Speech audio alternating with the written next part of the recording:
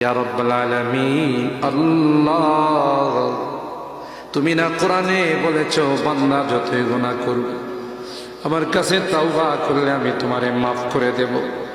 মনে বড় আশা নিয়ে আল্লাহ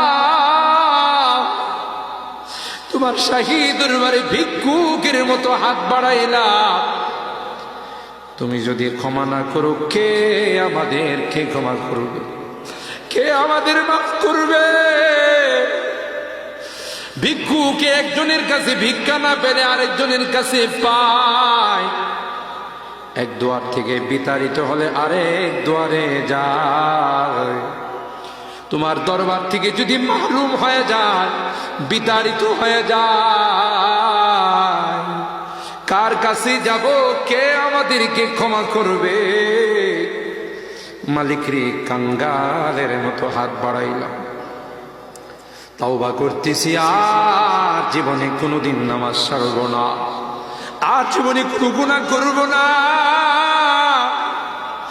আর জীবনে কোনোদিন বেপরদায় চলব না, আর কোনোদিন সুদী লেনদেন করব না।